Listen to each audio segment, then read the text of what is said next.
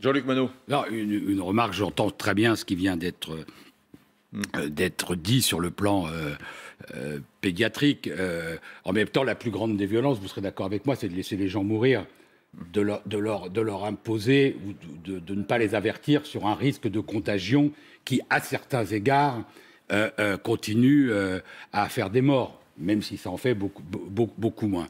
Mais vous avez raison. Il peut y avoir des morts par violence. Vous avez raison. Il est 13 décès seulement hier. On est arrivé à un taux d'acceptabilité qui devient très faible.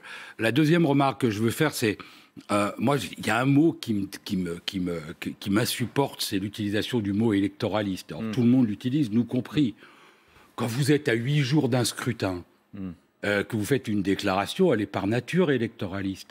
En plus, électoraliste, c'est essayer de convaincre les électeurs, de dire qu'on est plutôt en osmose avec eux. C'est pas non plus un gros mot.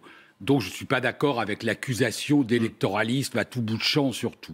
En revanche, ce qu'a dit la parlementaire qui est en face de moi sur la déclaration de Valérie Pécresse a un aspect très juste. C'est l'idée que le deal donnant-donnant n'existe pas.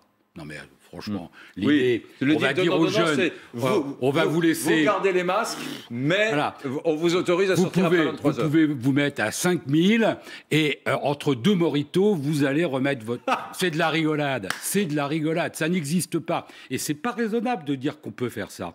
Soit on pense qu'on est dans une situation sanitaire qui permet que le rapport avantage-risque, il est plutôt à enlever le masque et à supprimer. Moi, dans toutes les mesures qui ont été prises, encore une fois, je suis toujours gardé, ça fait 1 an maintenant, d'avoir des avis sanitaires parce que je ne suis absolument pas compétent sur le sujet.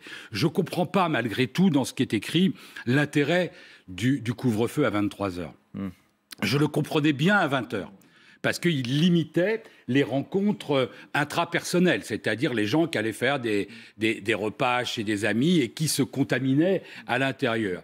À 23 heures, plutôt que minuit, plutôt qu'1 heure du matin, enfin, le virus n'est pas plus virulent, pas plus circulant à 23h30 qu'à 22h30. Ouais. Donc je ne comprends pas, j'ai pas vraiment compris à quoi ça servait. Mais